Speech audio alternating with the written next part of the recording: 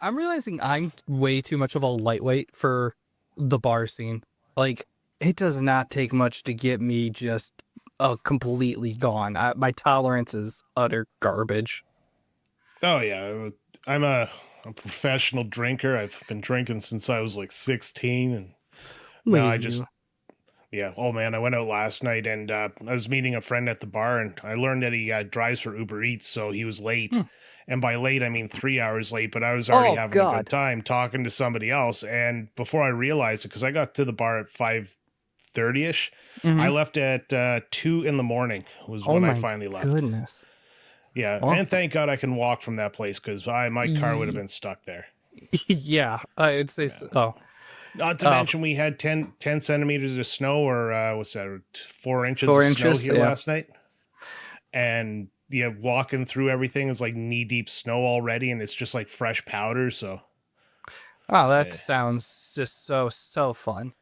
We were getting Oh hit yeah, pretty bad here for a while, and it's thankfully all melted at the moment, but I'm not like holding my breath. I know like second winter is right around the corner. yeah. We're looking at the forecast for the next 14 days. We're supposed to get another 8 inches of snow Oh my within like the gosh. next 2 weeks, like two 10 centimeter dumps of snow, which sucks. And it's happening on Beer and Taco Fest Day. Oh, that's just sad. But I know, nothing, like we have to go yeah. outside and like we're gonna still go and I drink was gonna lots of say, beer, it's but not gonna stop you, but still.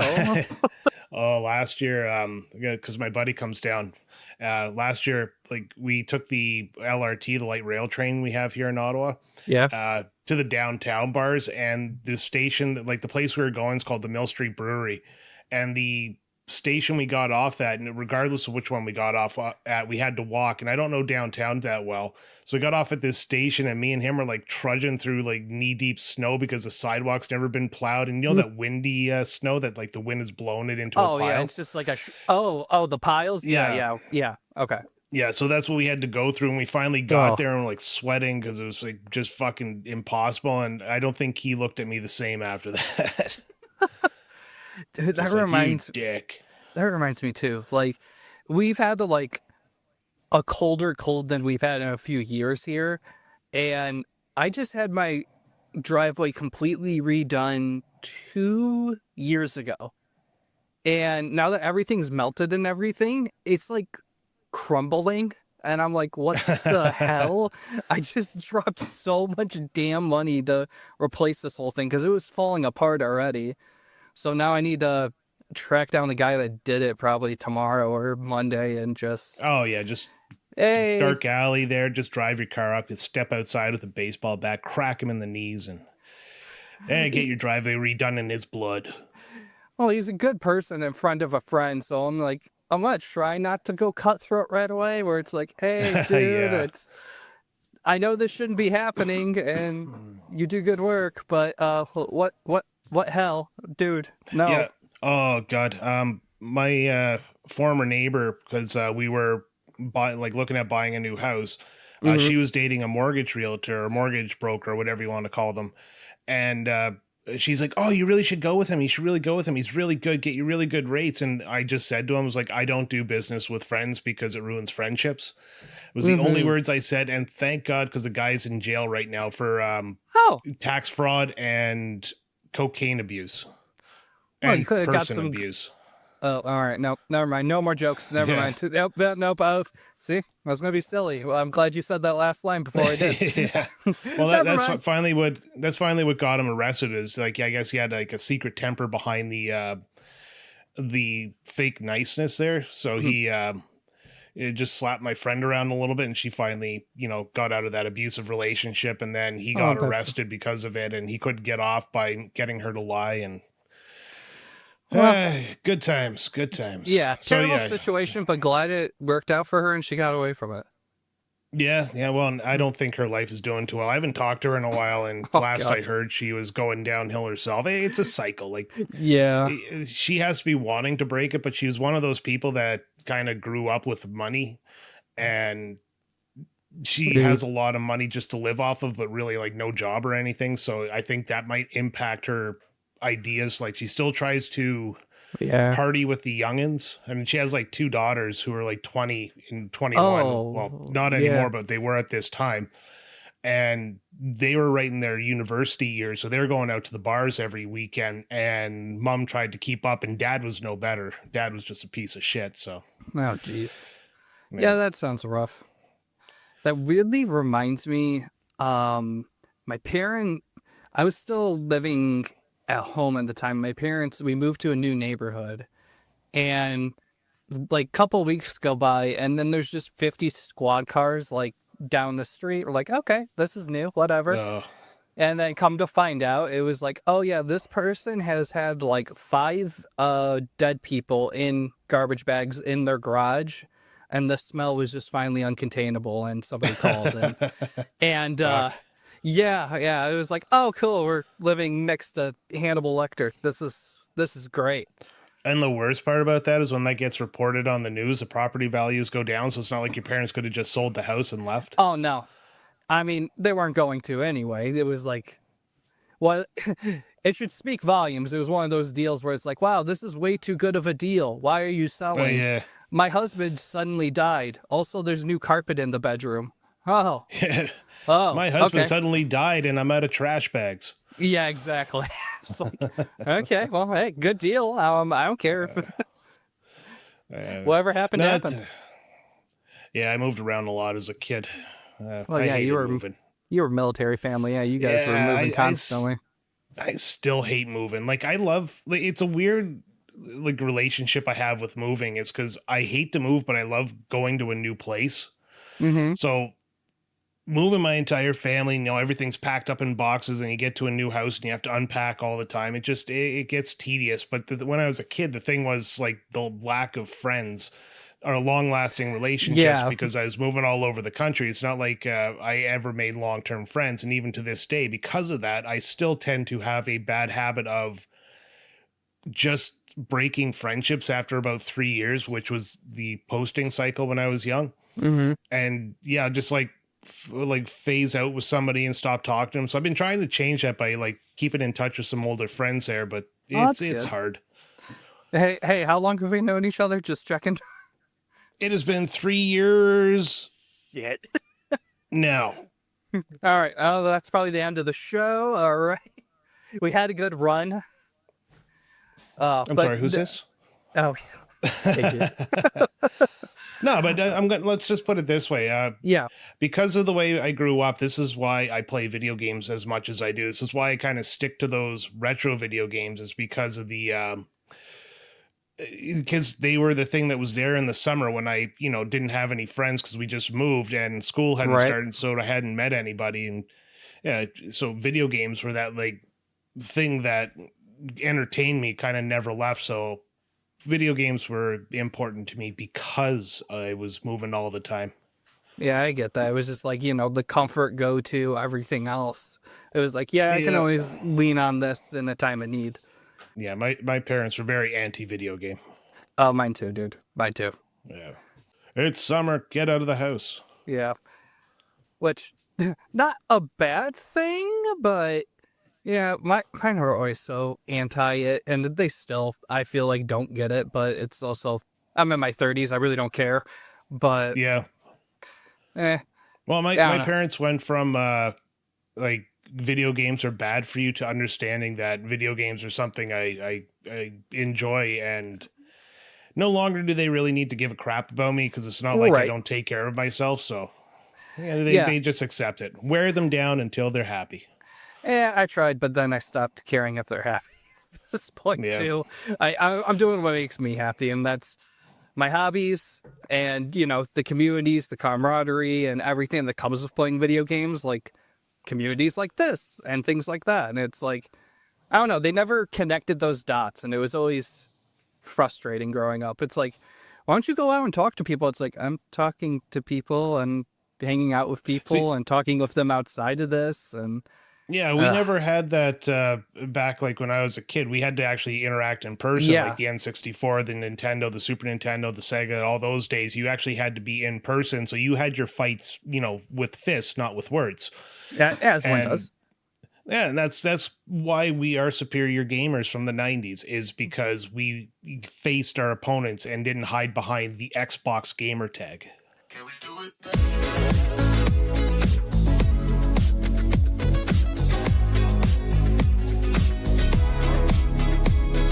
Welcome to another bite. Oh, fuck off. There's your intros. Oh yeah, no, now it's in. Go. Welcome to another episode of RetroBytes Neo, where Joe and I just talk about a different topic every month. A video game related quite often. Sometimes we trail off about our lives and stuff like that, but generally this is just a podcast where we're going to just have a quick back and forth. And this month I saw something on Instagram that I still can't find the actual report on. It said a psychologist explained why 90s kids think differently than Gen Z. Something about the games you played as a child literally reshaped your brain, and we're going to get into that on today's episode. Joe, how are you? I'm doing great, man. I mean, we really went down memory lane there for a hot minute of nostalgia and growing up. So, I hope you cut out the part where I cried. You mean amplified it and started off the episode with it? You bet I did. And I made an AI video. Yeah. No, I would never. Yeah. I'm not going to tell people, but you're actually AI. You know, I feel like some people would probably believe it. They'd be like, you know, that tracks. That makes sense. That guy just doesn't make any sense half the time. Yeah. Stammers. I'm not AI turning on living room lights. I'm not AI, but also podcast words. Yes. 2024, 7 numbers. Nailed it. All right. Anyways, yeah. So growing up in the 90s and playing games. Yeah, you're like, I know you're remarkably younger than I am. Yeah. What was your 90s gaming? Like, were you in the diaper phase in the 90s? Yeah, I'm a 93 baby, but Ew. I know you're old. It's gross. But I was a 90s kid, but I was a 90s kid without money, which meant I was playing Sega Genesis, Game Boy Color, and all that well into the 2000s when like PS2s, GameCubes, and stuff like that were available. I did not have access to it. So I grew up in like a retro household, not by choice, and just, you know, the FOMO of going to friends, the rich kid next door of like, Yeah. hey, I have a Dreamcast, a PS2, and an Xbox. What do you want to play? I'm like, you got Sonic? Yeah, so I can't afford any of the real games. Can I play yours? No. Yeah. My parents weren't. If you caught this part of the intro, like before the stinger there, my parents weren't big into video games. So convincing them to get new consoles was basically like pulling teeth. We had to do so many dishes, and we got a Nintendo for it, and then we got a Super Nintendo at Christmas, and then after that, no systems. My dad got me a PlayStation 1, and then I finally was old enough to buy my own stuff. Now I have way too many systems, and it's like Netflix. I can't decide what to play. But let's getting back to the topic. So the claim was that 90s games reshape your brain, and it kind of refers to the idea that the structure and the difficulty in that's indicative of older games influence the cognitive development, their words, not mine, by like reinforcing this persistence, memory, and problem solving habits. And do you feel like, honestly, if you take games released today and you think about that Roblox-esque type thing, Fortnite and stuff like that, on top of like AAA games that are being released, do you feel like 90s games were more rewarding because you had to work to get your your reward? Yeah, hands down. You had to work harder. You had like, I feel like most kids today, like growing up in a modern gaming society, it's like lives were a thing. You could run out of lives and that was it. You had to work. You had to get good. You had to learn how to play your games and, you know, take your time with them and everything else. Because, I mean, you were just mentioning it earlier. You have too many systems, don't know what to play half the time. Back in the day, it was like, I had 3 games to my name, and I'm spending every waking moment trying to, you know, get to the end of Sonic 2. Yeah. And yeah, it definitely reinforced, like, having to work on memory skills, work on your problem solving skills, because it was also a day and age before practical working internet too. You couldn't just, I'm stuck. I spent 5 minutes on this. Let me just YouTube a solution and go about Oh, my day.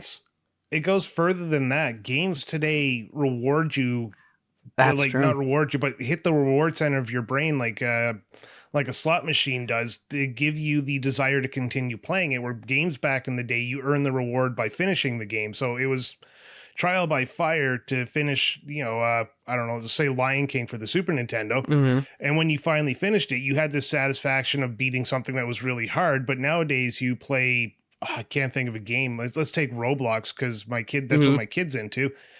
And everything is about instant gratification, and it just keeps him going back because he's getting that dopamine dump or whatever chemical your brain Yeah.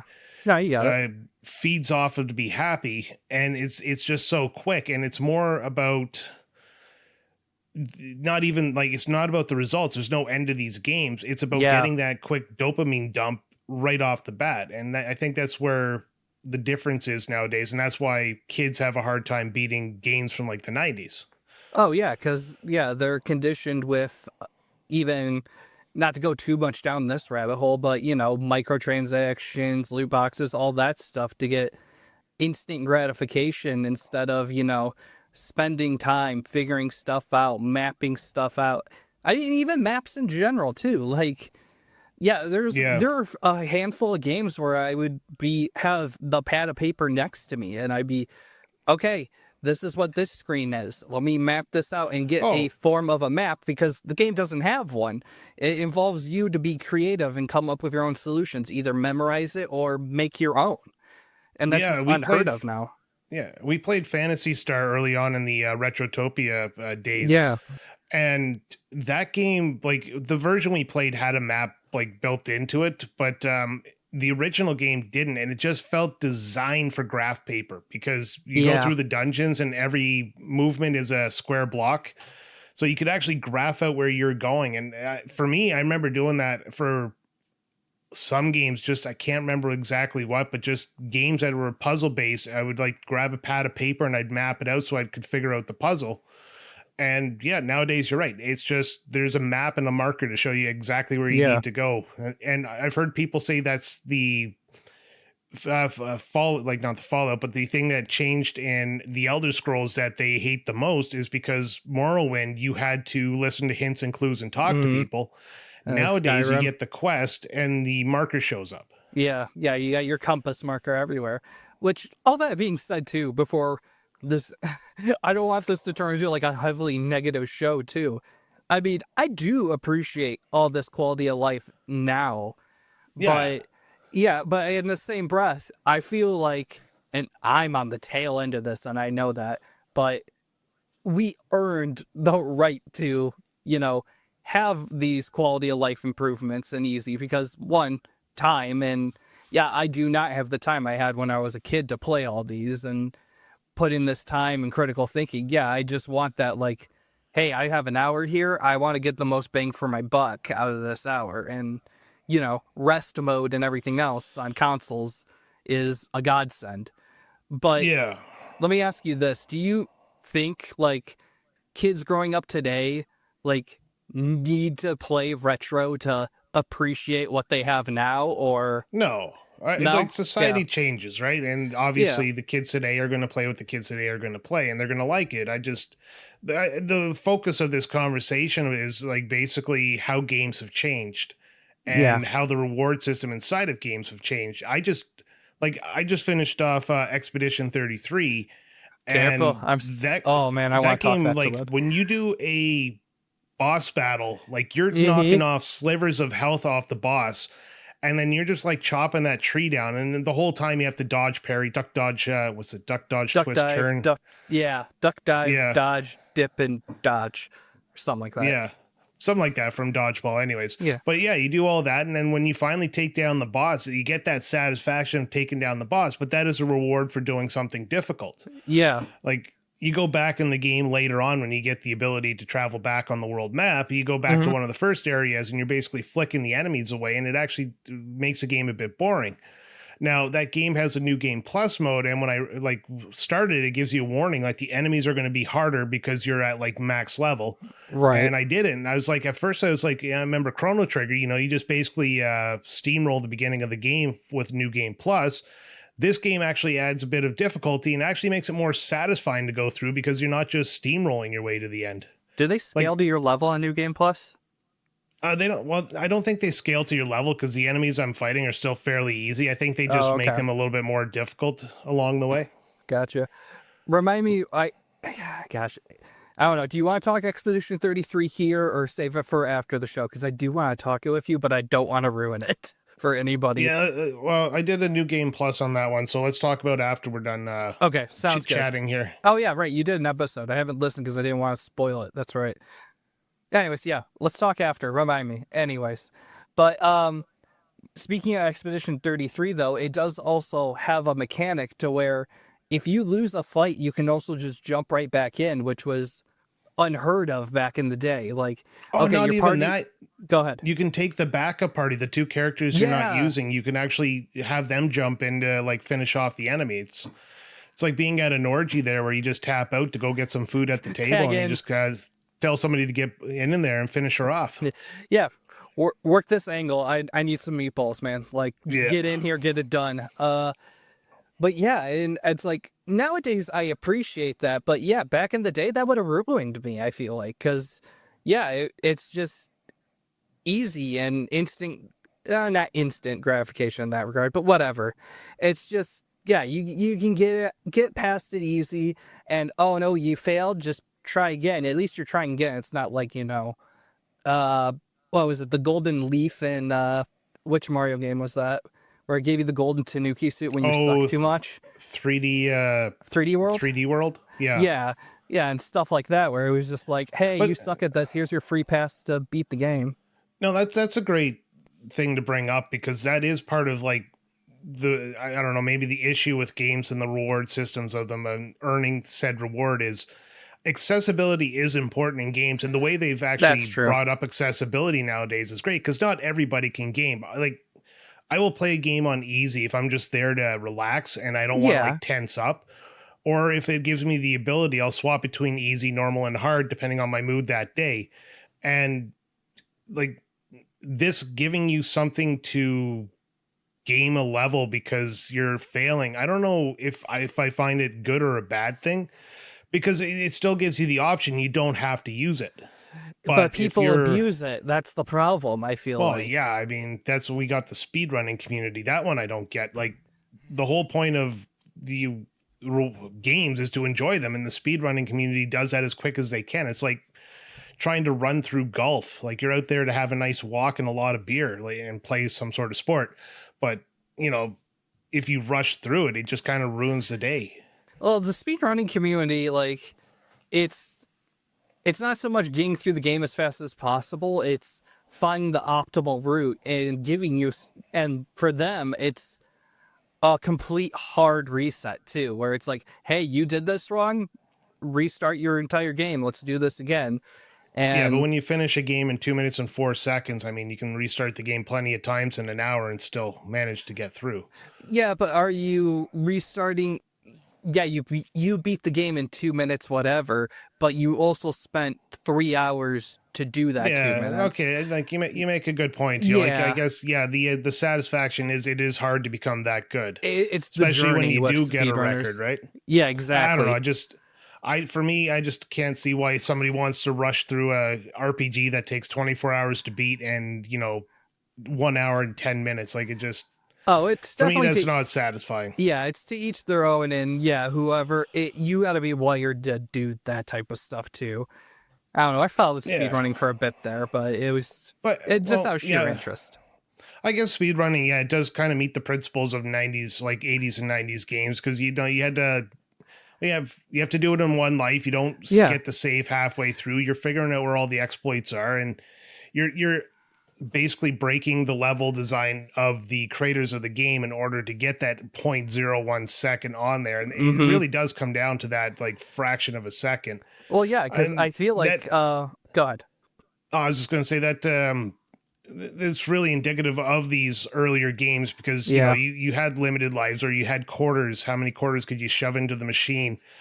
There wasn't saves for the longest time. It was a password system if you're lucky, and the Oh, hints came from magazines or a phone line if you really wanted to pay $9.95 an hour. Uh, and it didn't have checkpoints the whole way through, like no, Mario checkpoints were unheard Brothers. of. Yeah, Super Mario Brothers. You start back the level like whatever dash whatever you're on, and if you die and use a continue, you go back to the beginning of the world.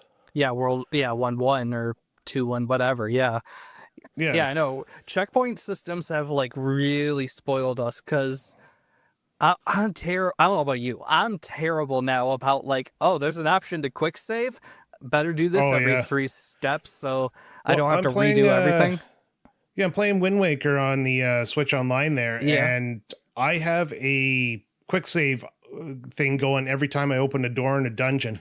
Oh, buddy. Just yeah, it's I just get like it. it's gotten bad, like only because I'm having a bit of an issue trying to get my brain wrapped around the GameCube controller again, which is not like a huge issue, but No, it uh, takes a minute, and if you're playing other yeah. stuff, it screws you up. I get that. Well, I think everybody's standardized the controls nowadays and across all the major systems. So Pretty going much. back when controllers had unique layouts, it's messing with my brain, man. Like Yeah, I tried to unique. play the original Halo once, and because the buttons are mapped differently, I couldn't. Oh My yeah. brain couldn't wrap around it. Oh yeah. Yeah, Halo.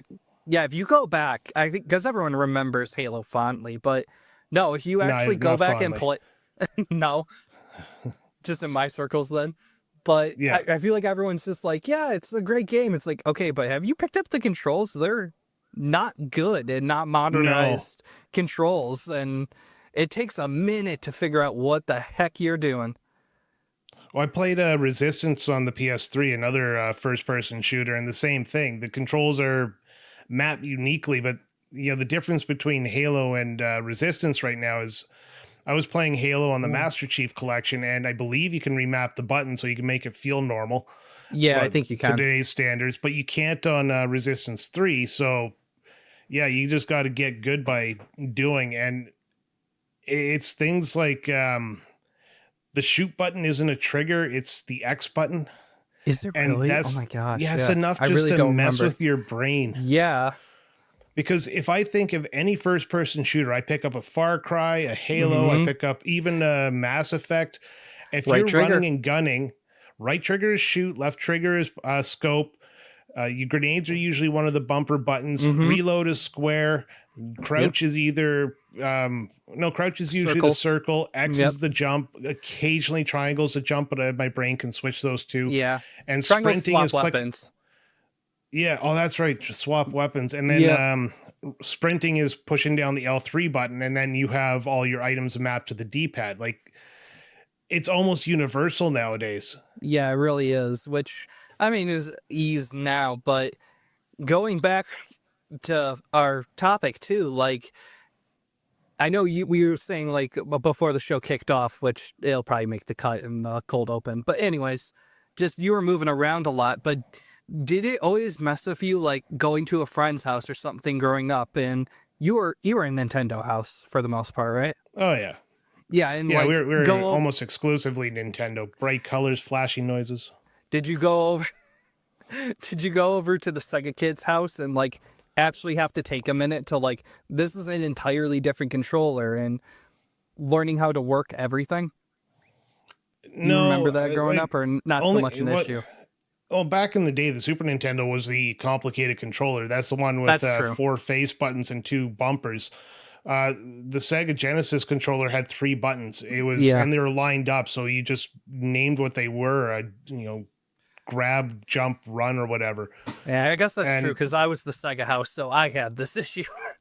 yeah, But I so also you had the think about it issue the of reverse. It's like, yeah, like we used to make fun of the Sega kids because everybody was playing Street Fighter 2 at the time, and they had mhm. 3 buttons, like punch, kick, and maybe punch a little harder. What are your 3 options? Yeah, But right. then they came out with that 6-button controller, and that The just changed the matching. game completely. And all of a Yeah. sudden, it was like, yeah, no, we always had 6 buttons. Yeah, I know that claim and everything else. Yeah. Look, retro there was a reason there was like actual console wars and everything. It was cutthroat back then. Oh And God, it was the best time in the world. yeah, I mean, I say that I pretty much missed it. Like my issue was like, hey, I play Sega Genesis at home. My buddy's like, hey, I got a Nintendo 64, and I'm like, what the hell is this three-pronged nightmare? I don't even know how to hold it. And he's like, why? Yeah. Come on, this is old. What's wrong with you?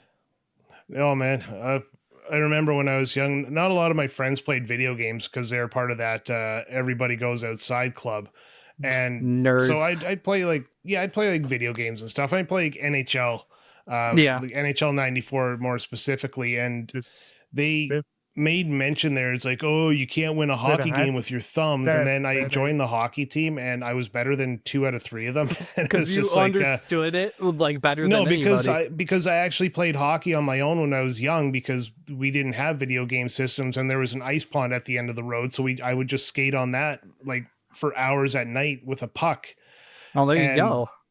it always sat with me in the back of my head because these people are making fun of me, but it, especially the one kid who went to so many hockey camps and he couldn't skate. Yeah, It was just that's oh sad. God. I guess that's probably going to lead me into my next topic, which is What's up? spatial memory, memorization as a core mechanic back in those days. Like we were talking about it, the map Hmm. markers and stuff like that. But back in the day, yeah, you really had to remember. Have you gone back to a game and almost felt like there's muscle memory when you play it? Oh yeah, like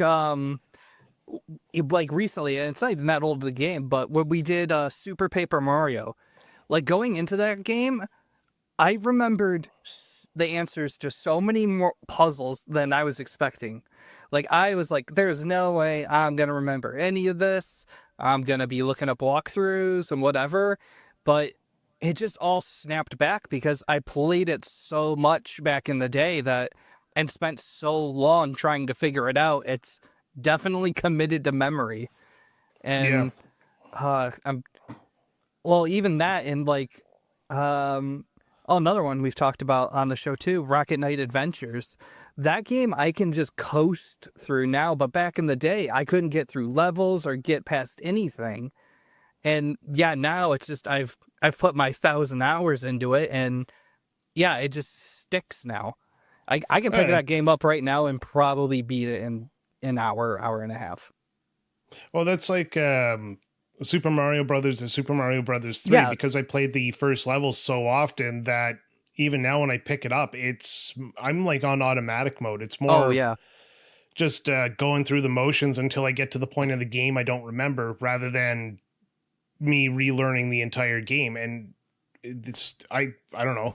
I still play games that like inspire, I not inspire, but help your memory. Like every morning I do a word game where you have a bunch of letters and then it's like a not a Scrabble board but a crossword puzzle, but Hmm. the way the letters are given to you, they're given to you in chunks rather than rows, and you have to figure out what letter goes where and make all the words across blah blah blah. And Yeah. I've been finding since I've started that it almost like wakes up my brain in the morning. So it's just like a little 5 minute thing I do while my coffee's brewing. And yeah, these memory, like back in those days, back in the early days when you played a video game, because you're doing it so often because either you rented Hmm. it for the weekend or it was the only game in your collection, you really did actually start learning like the ins and outs of what to do in the game. And it's always stuck with me. Like I could play Chrono Trigger blindfolded Oh, almost I'm because sure. I've played it so often. You just reminded me of rental games too. Just another dead thing that nobody will understand. And like, did you make the mistake of like renting RPGs for the week or weekend, not knowing how in depth they were and that you didn't Oh, have a prayer of finishing them? so me and my brother wanted to play Final Fantasy VII so bad, but we didn't have a PlayStation. Okay. And, we're still cooking off the Super Nintendo here. So I don't remember if he paid for it or if we split our money, but we got a PlayStation. We rented a PlayStation and Final Fantasy VII, and we brought it home. And this is when we learned memory cards were a thing. We didn't have a memory card. So we were playing Final Oh Fantasy no. VII, and I shit you not, we did it in shifts, Yeah. and the PlayStation went nonstop for literally the 2 days we had it. Oh my Day gosh. and night, it did not turn off. There was a power outage. We probably would have ended up like murdering somebody, I each was other gonna say, probably. did you have to But hide it from your folks? Because that was no, always they the knew biggest about no. it. Oh, they were We just were cool with old. it? No, it Uh, was 1997. Me and my right. brother were old enough to stay up all night if we wanted. Well, no, I So meant more so of like you're running out the power bill. How dare you leave that on this whole time? And no, rabba no, rabba. no. Oh, The well, power good. bill is going to be run up one way or another. That's true. But Anyways, yeah. Anyways, long story short is we only got to near the end of disc one. Like we didn't know that because we ended up buying right. it because I got a PlayStation that Christmas, and then we chipped in the money to buy the game. But yeah, it was, I don't remember the main point of this entire thing, but oh, rentals, Uh, yeah. But yeah, that was like rentals. my biggest rental experience there was doing that, and it's like core memory. I Oh, still have the copy of Final Fantasy VII here. It's like it belongs to my brother, but he just kind of like gave me the copy back because of the show we're doing and stuff like that. oh, that And was so I got a nice. bunch of his. Yeah, well, he puts them in storage because he doesn't have a lot of room. So I help him store them and give them a loving home and walk them and feed them every day. And but Just stroke the yeah, so I hair. still have that original Final Fantasy VII copy, and it's like one of the, I wouldn't say only original games I have because I have a ton of original games from the PlayStation. But yeah, it's one of the, no, it is literally the first game I bought for the PlayStation. That's awesome. I So yeah. I made the mistake. Yeah, before I fully knew what Pokemon fully was, I rented, and I'm realizing now it was easily a repo cart even back then, but somehow my video place had a copy of Pokemon Green version, which is like the Japan exclusive version, but clearly it was a repo cart and just cased and tagged Pokemon Green, and I fell for it. But Mm. it was probably just blue or red. Anyways, trying to beat Pokemon with how knowing how that game works or anything in a week was just awful. And then returning it when I'm like, I don't know, there I had 4 badges getting invested in this, and then it's gone, and then go to rent it again, and some dickweed just erased my save, and I'm like, cool, thanks, awesome, Yeah. fantastic. No, no, I remember those days. Yeah. But some of those games, oh god, another rental story is we rented Mega Man 2, like the Mm-hmm. NES Mega Man 2, over and over, and my brother had like pretty much mastered it, and he had beaten the game, but I was young, and my parents took me out to buy a video game, Yeah. and they go, "What do you want?" And he had beaten Mega Man 2. I had gotten to Wily's Castle, so I pretty much had no value in buying this game. But I was a kid and I was told I could buy something, and I saw shiny Mega Man 2 on the wall. So I ended up buying Mega Man 2, come home, and my brother's like, "Why? We've already beaten it. You could have got anything." And it's like, oh, whoopsies. You're making a lot of sense. That's my Yeah, bad. But my hey, look little what we got. developing brain. Yeah, right. So yeah, we got Mega Man 2 and we had to play it again. Had to. Had to, yeah. That was one of those games I played so many times over and over that I had almost like built-in like reflexes to play the game. Well, had to. That reminds me too. Like another thing that was different back then too was like you didn't have all these services, subscription models where you had access to hundreds of things. It Oh was like yeah, if you bought something based on box art, because that's and magazines, that's all we had to go off of, and it was a bad purchase. Suck it up, Buttercup. That's what you're playing for the summer, yeah. I and think that's what propped find up your some of joy. those. Yeah, that's what propped up some of those shovelware games Oh, big back in those time. days. Like little cartridges and shit like that of games like Bible Bible games and all Adventures. that. Yeah. Yeah, it's like, oh well, this is obviously religious. It's like, no, it's just a reskin version of a game that couldn't sell. Exactly.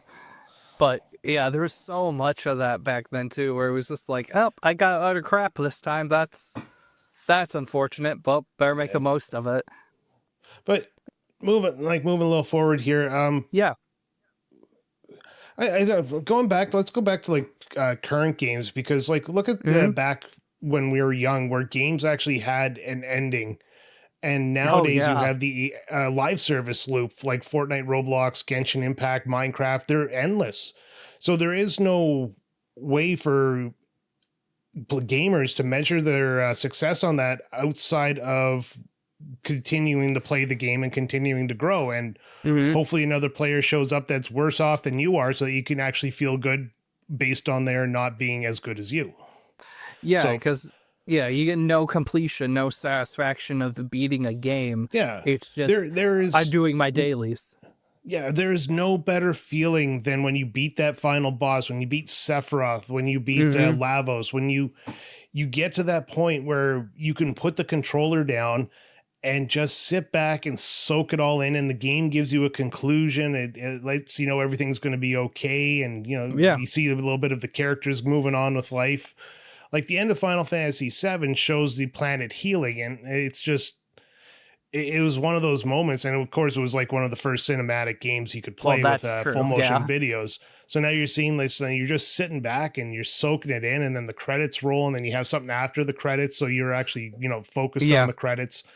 Not with these new games. No, like the credits are part of the home screen menu there. That's the only way they can run the credits is if somebody really wants to select that option. But no, it's just endless. And they're doing what seasons and episodes now. Hmm. So like even Of when you everything. feel like you're starting to get bored with it, they just shove something new into you to give you that instant satisfaction. Yeah, and it's no part of that is good or anything for younger gamers today because it's No. no, it's just setting them up to like, oh, I'll always have one like another dopamine hit of something. I don't Yeah. need to finish anything. And say what you will, it carries over into other aspects of life. It's a No, bad habit. that's the problem is like we complain about kids on screen time, but screens are literally the only thing they have nowadays. Yeah, Like you all can't the get away toy from them. stores, yeah, all the toy stores have closed. The Walmart toy section is shrinking like every Yeah, year. So they get screens. You give them phones and stuff because you want them to like have some sort of entertainment, and then they get locked into it because everything is designed to trigger that dopamine cycle. yeah, I know. I'm like, yeah, my kid's like 16, 17 months old now, and honestly, it's like I have to dig sometimes to like, okay, I gotta find halfway decent toys that aren't just, iPads Yeah. and everything else. And yeah, I'm gonna have my hands full. Yeah, well, I think my kid hit a point like he used to play with toys all the time. We used to have fun, like he had a ton of toys there because Yeah, we were bad with our money, and we just buy him whatever. But yeah. there was a big toys like from Paw Patrol and stuff like that we couldn't afford to buy all the time. So we'd take him to like the toy store. We'd wander around. He'd play with them in the boxes and stuff like that Hmm. until like Christmas would come around. Then we'd buy him the big toys. And then one day, like he did really good at something. I can't remember what it was. So I took him to the toy store and I said, you can pick two of your favorite toys and you can play with those. So he grabbed these two big honking toys. They're on sale. We got home. I was Thankfully. like, all right, do you want to open them and play with them? He puts them down and goes, no, I'll do it later. And goes and sits on his computer and like starts typing away. And I'm like, well, no, that's not how this works. Like Yeah. you should be excited for the toy. So I said, you know what? They're going back to the store, and it never affected him. So Oh, yeah, it's that dopamine dump he gets from looking at a screen. And because he was a COVID kid where he was in grade 1 when COVID started, he spent 3 years mm, on a PC before they went yeah. back to school. Oh, that didn't So help. Well, that's unfortunate. But man, it, it's a different world, man. It's a different it world. is, yeah. Yeah. And like we put him in sports, but we're being priced out of like even the most simple of sports. Like in Canada, hockey is like our big thing, but it costs so much to Good put your kid in luck. hockey now. You have to be one of the three richest kings in the Oh, Yukon. yeah. That's what I've told my wife. I'm like, yeah, if our daughter has any interest in golf or hockey, I'm sorry, I'm crushing it. I can't afford it. It's Yeah. like as much as I would love to. I'm like, you gotta play a cheaper sport, kid, because yeah, I can't do that. Hockey And pads with how quick kids grow? No way. No way. we're gonna be looking into other options for him just to get him more socialized, That's good. like taking Yeah. a dog to a dog park. But There you go. but that's the big thing is his social life is different as well. He's mostly talking to people online nowadays, which is Hmm. it leads into another problem because now you have to monitor who he's talking to because some of Everything. those kids sound older than they ought to be. Yeah, and they unfortunately probably are. And you got to monitor so much stuff now. And back in the day, it was like, hey, I'm going to so and so's house to play video games. So you're still hanging out. You're still on the couch. You're arguing. You're fighting. You're smacking a controller out of their hand because they're looking at your screen. Yeah. And yeah, now it's just all digital online interaction, which, yes, that's still interacting and it's still a social experience, but there's something different about being there with people. No, you're It, right. It's yeah, you definitely have to get him around more kids his age. But that's the other thing is I don't see kids outside playing anymore. that's true. You Like, don't. yeah, the streets are empty except for like the roving gang of teenagers at like 11 o'clock at night, and they're just on their way home from whatever the dumb thing they were doing. Yeah, whatever nonsense they got So into. Yeah, I know. Across yeah, the street, our neighbors, their kid was literally born 2020. So, oh yeah, she has no clue how to people in any capacity, and I'm like, you're so incredibly awkward, and just yeah, seeing them not be able to grasp anything it's weird. It's weird, yeah. and I don't know how to fix it, Brian. There's no way to fix it, but we just live with what we have. Do you find games actually? Do you find any media today seems to be more designed at making you addicted to it? Anything that's like repetitive, like take YouTube Shorts or TikTok, Oh, Instagram, yes. video games, all that stuff is designed to make you want to go back to it because it just feeds that dopamine. Oh, 100%. Like, I need to start cutting YouTube shorts out of my life. It's getting bad real Oh yeah, quick. I could sit there and like some days I'll be on my phone, I'll just be bored and I'll start YouTube shorts and I'll like snap back into reality and like 20-30 minutes has gone by when I only needed to kill five. Yep, I know. My dumps are taking longer and longer. I'm like, this should be a 15-20 minute job, and 45 minutes went by and I can't Uh, stand up off the toilet because my legs are asleep. Because I was just scrolling shorts you know, for I almost I an hour. bought I bought these books called the Uncle John Bathroom Readers, and I put Ooh, them in the bathroom, and it's a bunch of just facts and stories, and gets me off my phone there. And they're short that's a enough good there that idea. you can just read like one or two of them while doing your business there, and they're very interesting. I'd recommend those. Send me a link after this. Like, dead serious. Because that's where it starts and then spreads outside, where I'm like, I'm not proud of it, but yeah, sometimes when I'm on just dad duty and I'm here by myself with my kid, I'm just like, well, you can't really communicate or anything yet, so might as well just scroll the phone for a few minutes, and I'm missing out on stuff that she's doing. And yeah, God, I feel like a scumbag even saying it out loud, but it's the truth. Yeah, well, Yeah. yeah, it's I don't blame anybody for it nowadays because it's literally designed and they do science for this to make you want to pay attention to it. Like I referenced slot machines early on in the episode, but Yeah. slot machines are honestly designed to make you happy. Even when you lose, that's why the lights are the way they are. That's why this chime is that like perfect chime there because it sends signals to your brain to go be happy there. And Mm-hmm. that's why people can get addicted to like slot machines. Like you've seen those zombies on like movies and TVs or even in the casino themselves where they just hunchback over the thing and just pull the lever. Oh yeah, it's terrible because yeah, there's so much of that in our world just outside. Yeah, it's either shorts or video games, everything. It's everywhere now, and there's no escaping it. And it's such a slippery slope and easy to cave into. Yeah. Here's something from the like psychology Instagram post Yeah, because what you again got? I can't find the actual report. Um, online versus couch multiplayer, Yeah, and then loneliness studies and online gaming. Now, this one got kind of mixed, right? Because yeah, kind of does. some of the gaming like provide like for us, like take us as adults Yeah. inside of a gaming community. Well, gaming online brings us together as a community because after you turn 30, making friends is damn near impossible. Yep. Where some kids or some people, it actually provides isolation where they become so dependent on the Mm-hmm. online like gaming that's the only way they communicate with people. Call them 15-minute friends or what have you. Yeah. Yeah, So there's tons of that more and more. And because, yeah, nowadays, yeah, as you get older, yeah, couch co-op multiplayer, that's damn near impossible in a busy world and busy life.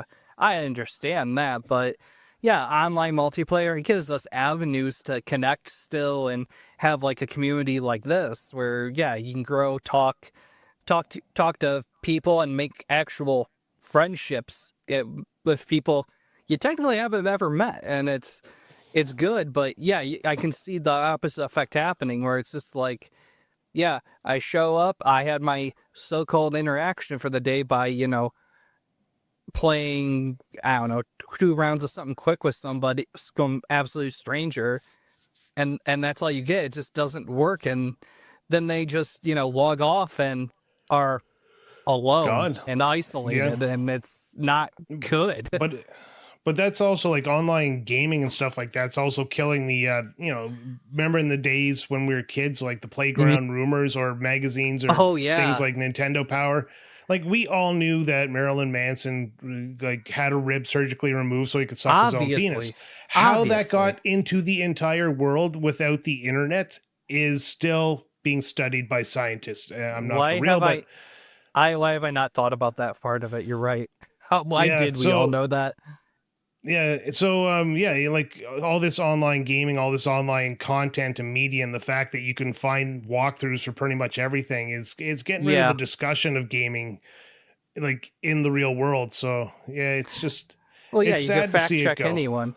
Yeah, you see someone like, hey, if you check under this one truck in Pokemon Red, there's a Mew there, and it's like, nah, I googled it, it's not true.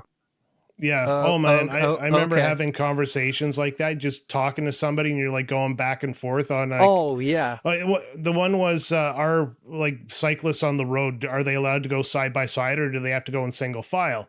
And me and a buddy ended up in an argument about that. Not really an argument, like a frank Yeah. discussion. And then he ended it Disagreement. by he ended it by Googling it. And I was just like, well, that's disappointing. I was right in the end, which makes my victory even more sweet. But it just I was like really having a good time with the conversation. And Yeah, yeah, right. those are gone nowadays.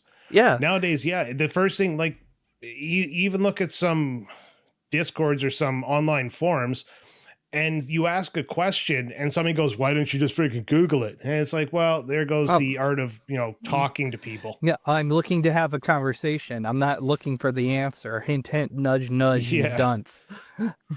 Oh god. Or the person inside where you say something like you got to reference your sources on that and Oh, you're like, Lord, oh. shut up. Go pound sand. Go Yeah, touch it's like grass. I would, but I'm really not that invested in this conversation. Plus, telling me to go Google something when you yourself can go Google it and prove me wrong. I mean, that's up to you.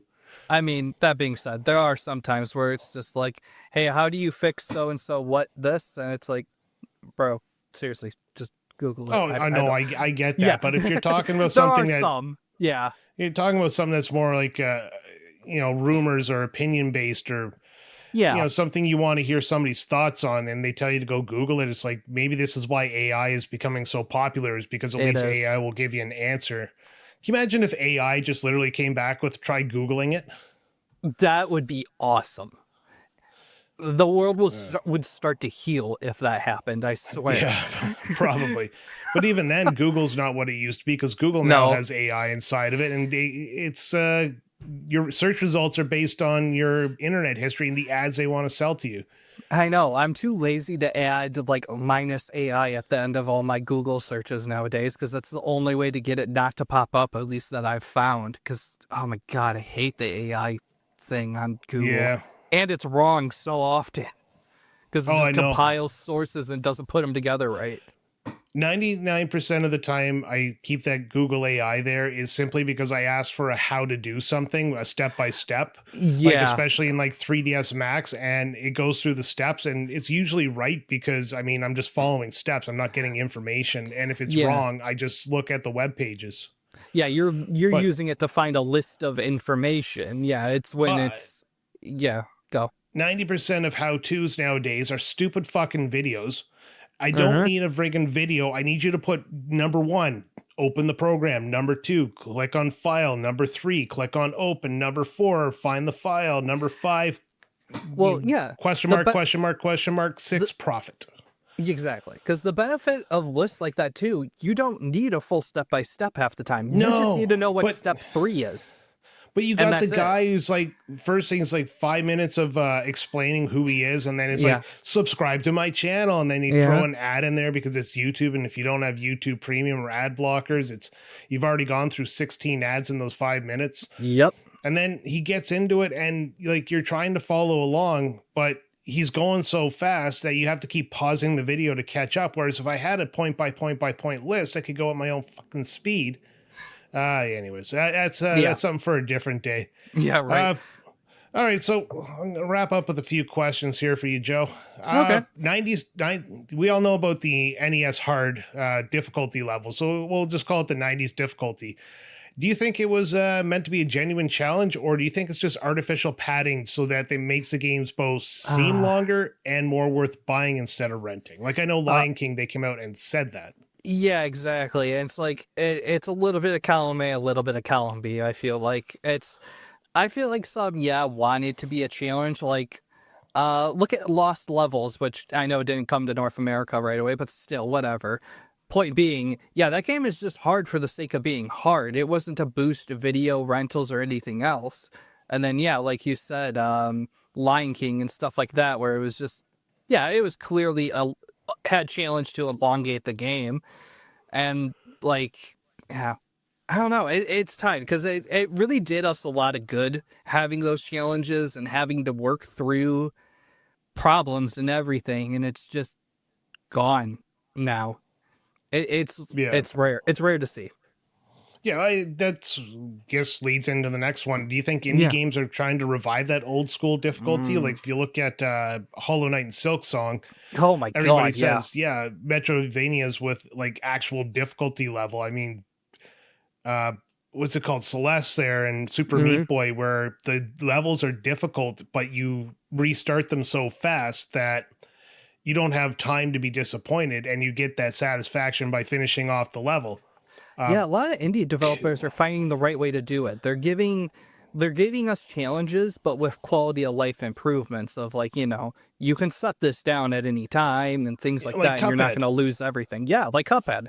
We That's just exactly it. reviewed Cuphead, and that's one of the Yeah. big things I loved about the game was the fact that I could pick it up and put it down, and you're going right into boss fights. Like the entire game's a boss rush, Yeah. and that's all you do is you fight bosses and you learn patterns, and then you beat the boss. There's times where like was stuck on a boss for probably a week, and that was a week of playing that boss at least 4 to 5 times a day before I got frustrated and put it down. And when I finally beat that boss, it was like the best feeling in the world. And I went right to the next one and I started the process all over again. It was, Yeah. I miss that in video games. Oh yeah, I'm doing that right now in Expedition 33. I'm fighting like an extra optional boss, and that's where my game stopped at the moment. I wiped last night at the end. I'm like, oh, all right, I'm going to bed, but I'm picking this up tomorrow because I'm trying to beat it one more time, mentality and all this stuff, and work through it. And I am gonna feel great when that is done because I earned that and worked towards it and everything Yeah, else. And it's lacking nowadays, and it's sad to see. it is.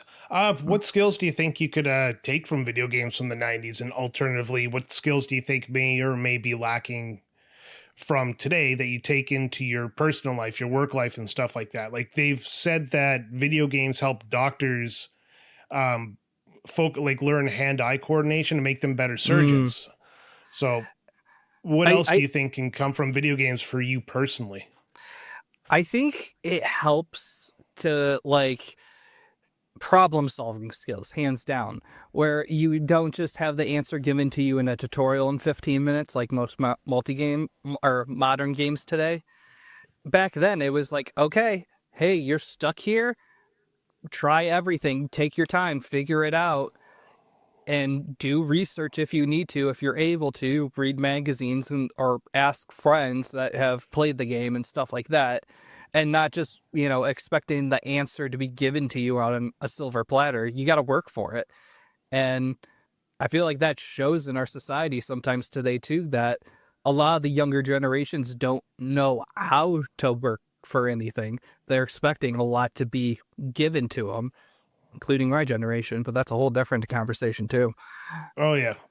Uh, no, What about you? that's fantastic. Well, for me, I mean, I guess it's mostly just the like I'm entering a creative uh, industry here, so Hmm. being able to bring this creativity to life and actually looking at these levels through a new lens, or sorry, these games through a new lens to see their level design and how they're conceptualized and stuff like that. So I like going back to old games like Super Mario Brothers. And you mentioned games give you the 15-minute tutorials. Well, Yeah. Super Mario Brothers World 1-1 is considered Oh by yeah. many to be the ultimate tutorial level because it teaches you everything you need to know to play the game. And that's what a Hmm. good tutorial level should do. But it's also diegetic by being implemented into the game. Yeah. I might have used the term diegetic wrong, but It because sounded right. I believed well, you, it and I knew what usually you meant. applies. I've only heard it used in the reference to UIs, but that never. That's not the point. So Hmm. games nowadays, when they do the tutorial level, if they do it right, you will have what's called skill gates, or skill gates, where you get to a point, and unless you don't, or unless you perform the action that it's telling you to perform, like jump or climb or something like that, you won't be able to progress. So the game gets you to do the thing it needs to teach you while you're playing the game and moving the story forward. And that's probably one of the best ways for that. Oh And yeah. but That as for first my Goomba taught everyone everything they needed to know in Mario 1. that first Goomba's purpose was to teach you how to jump and that you can kill enemies by landing on top of them. Exactly. But okay, well, that was pretty good. I enjoyed this conversation. Me too. Last final question before we Yeah. wrap up this discussion. If you were designing a game today, Joe, what would you take from the 90s and how would you implement it in your game today? Oh, that's a tough one. Considering I'm not the one in a game design program. Well, what's What would stuff I you really take? like? Like take Pokemon. Did you like the turn-based system? Did you like the items? Like what would you implement back into a video game that it seems to have been lost from our time as children? I mean, I do. I mean, Expedition 33 proved it. Turn based isn't dead. Like, people are looking to spend time on RPGs where it's like, hey, do math, figure out how to optimize your characters to the best of their ability and things like that. And just seeing more of that, like, would just be fan frickin' tastic going forward. Not just in RPGs, but just more critical thinking and figuring it out and less hand holding tutorials. Like, one of my favorite memories of growing up playing Pokemon is I was a dumb kid and didn't know the difference between the words withdrawal and release. So I ended up releasing all my Pokemon, not knowing that meant getting rid of them permanently, and then just being super sad and having to restart my game. But it taught me a lesson, taught me how to learn the English language a bit more and have comprehend, critical thinking skills. I don't know. I guess just to answer your question, what Which you Expedition haven't done 30. yet. No, I haven't. Pretty much do what Expedition 33 has done and just see more of that. Because God, that game's been such a breath of fresh air. It That has didn't been, even and answer your question either, but that's the best I no, got for you. all right. Uh, I honestly don't have like a huge answer to that as well. I mean, you could say something like local multiplayer. That was something that was big when we were kids, but even that's been brought back in some games. So if I had to build a Yeah. game, and someday I might have to, I would probably bring back that feeling of what you said, like Expedition 33 has, is that challenge, but it's challenge based on forward progression.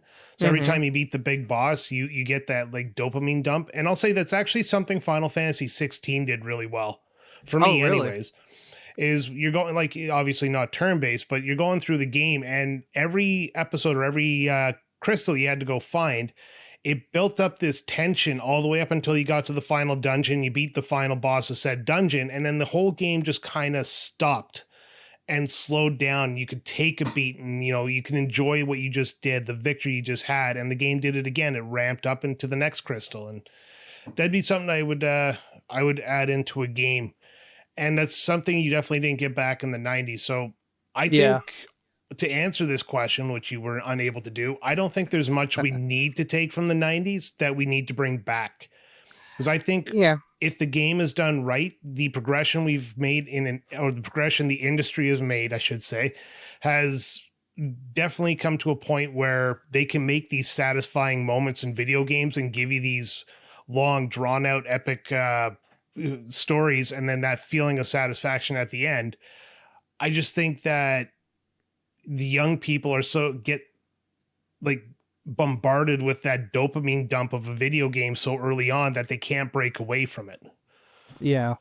And it's hard to, because there's not much out there, I feel like, these days that give you that like satisfaction of completing a task, because so much of it is just, one more go, let's do this again.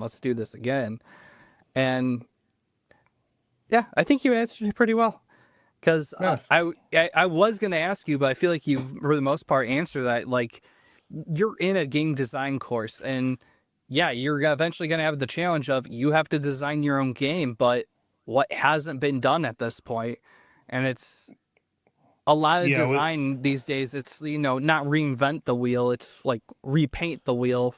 Everything's been done under the sun. How do you make it your own? I find the biggest problem with a lot of the young people on my program is they already have an idea of the video game they want to play, but they don't understand that doesn't translate into building a video game. So they're focusing on solely their interests and stuff like that. And that's fine. That's absolutely fine. If you're building a video game for yourself, go that route. But you also have to remember what is it that makes these games like Balatro so great, or Silk Song, or all these indie games that have come out? Like, they all have something that sets them apart from everything else. Like Blueprints came out, and it's an entire random number generator, like room building game, and it works so well. And they added a great story on top of it. So that's what you got to focus on, is you got to find out what makes you happy, as at the same time what works in video games, if you want to make any profit off it. Otherwise, you're just going to be like slop on Steam. Yeah. Well, you want to wrap this shindig up at this point, Brian? Yeah, let's wrap it up. All right, everybody who's listening, this is the end of the show. We've been talking about, essentially the psychology behind older video games versus the new, like, dopamine dumping video games, and like a bunch of stuff off topic as well, because that's what we do on this show. And if you like what you heard, we also have Retrotopia. It would be considered the main show, the namesake of the entire organization, and that releases every Friday wherever you get your podcast, including here where you got this podcast. As well, we have a Patreon over at patreon.com/Retrotopia, where you can join for free and partake in the comment section of Retrotopia, which we call the 9-bit banter box, as well as the game we play every week, Choose One, Lose One, where you get to pick something from the video game of the week, and a power, an ability, an item, whatever you want. And we, the host of the show, will use the monkey paw and give you the negative effect of it. And we also have a hero tier over at Patreon. With your free tier, you get extra shows, quick play, as well as RetroBytes here. You're going to get that about 15 days early with a little bit of an extra at the ending, so you get a longer episode. And the hero tier, you get all that, but you also get to pick a quick play for one of the hosts to play, and the quick play being a short podcast about a game that we just didn't feel was good enough for the main show, as well as the other podcast for paid-only members. That would be the After Dark, where Alan, Sam, and I are our guests, whoever's with us. We spend about 10 to 15 minutes just kind of warming up before the episode, and we put that online for you guys to kind of see a behind-the-scenes, or hear a behind-the-scenes, take of what we do. And New Game Plus, where we have a podcast that when nothing else fits, or if a game fits into nothing else, it goes into New Game Plus. It's basically the MasterCard of podcasts. For everything else, there's New Game Plus. Have we mentioned the fact too that if you're looking for a quick play submission, I am also an option if you want to throw it to somebody? Oh yeah, I guess I should start mentioning that. I keep forgetting that we've put you into the inner circle here. So yeah, if you hate Joe, Unforgivable. you can find the game that he hates the most, and you can force him to play it. And I'm sure that will probably get some bites knowing a few people in our community. All right, that's all I got, Joe. That's time to wrap this up. Until next time, thank you for listening to RetroBytes Neo.